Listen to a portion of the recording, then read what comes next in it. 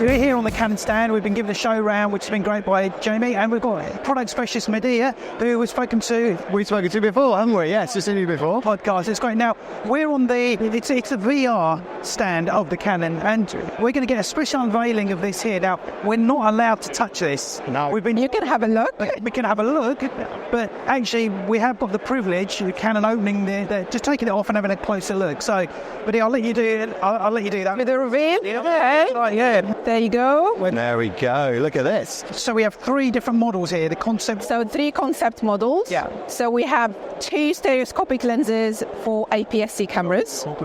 And a compact camera that can do 360 or 180 3D VR. As I said, with the lens, as the 2 lenses as they are for the 180 3D.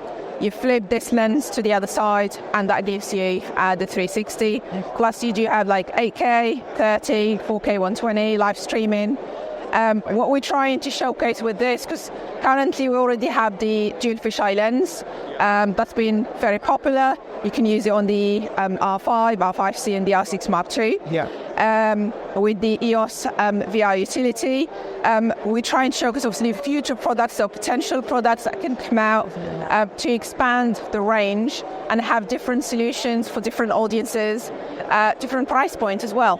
Because the applications are great with these, but that might be probably too expensive for certain productions, whereas hopefully with these in the future, there'll be a lot more. So the reason we've got the VR headsets over there, the Quest 3, is because we've got some content planned and been shot on the R6 Mark II, on the R5 as well. Yeah. We also have some content that currently not playing because it's been putting some people off because it was done with Canon Italy and Canon Medical. Right. Training medical students on ultrasound. You can imagine what you see with this. It's not quite animals in a safari park, is it? No, it's a bit modest. But just to showcase different applications where VR can be used. Yeah. So Canon are breaking new ground, aren't they? There's constant innovation going on, and I see that. I quite see it more from Canon than anyone else. I do see it a lot. I mean, we just walked past a Bluetooth speaker lamp thing that Canon are sort of trialling, aren't they? So yeah, a lot of new things. I think at the moment, loads of people might say it's too early for VR, but we want to be leading the way when it comes to VR. And it might be, obviously, as I said, we've got products, but it's about educating people as well. We're trying to showcase that our system or solution is very simple to use. As I said, it's one camera, one lens, EOS VR utility software or a plugin, one file as well, so it's a more simplified setup and workflow as well. And you've got to think about new generations that are coming into the industry. The world's evolving, there's new technology, and that new technology is just going to be the norm to them. You know, and they want to learn something new. The world's moving, jobs are changing.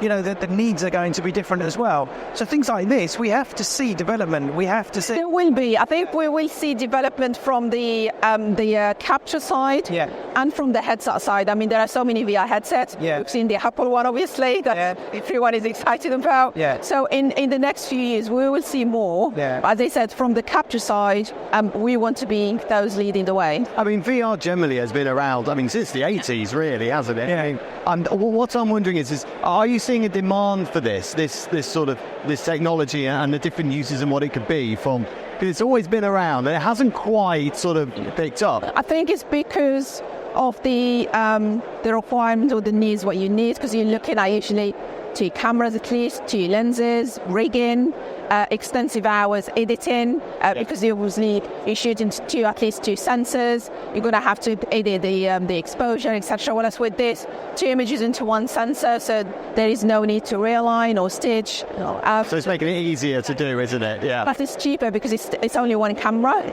And where do you envision the end user will be? Obviously, we're speaking about the VR headsets. Is this something you envision people doing at home, everyone with VR headsets on, or is this more things for the medical community? Or it's, I think the applications are endless. At the moment, as I said, the one that we did for education, but you can see it being used in engineering. I could personally see travel agent, for example, filming different locations and seeing in the headset. It's a different experience. So kind of how they sell it to you. Estate agents, students, with lecturers, and it's as I said, there are so many applications where it can be used.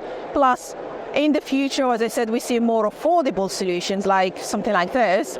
You see even, because there are loads, obviously, content creators that usually use smaller solutions, we'll see more of probably more fun VR content. And the other thing is, we talk about AI, we talk about VR, and we sort of say, what's going to happen to the photographers? What's going to, are we going to be needed and that type of thing? Well, this is taken away from that. Well, but this is my point. Actually, this just goes to show that photographers are going to be needed moving forward. Yeah. Because the innovation is there. We just sort of think, well, is this going to, are we coming, how will we shooting weddings? Are we still VR? Someone did actually earlier said that. So using this, like even the when you do the couple shoot, for example, or filming, this is something that a wedding photographer, videographer can actually do differently to stand out. So yeah, great stuff. Yeah, excellent stuff. Brilliant stuff. Thank you.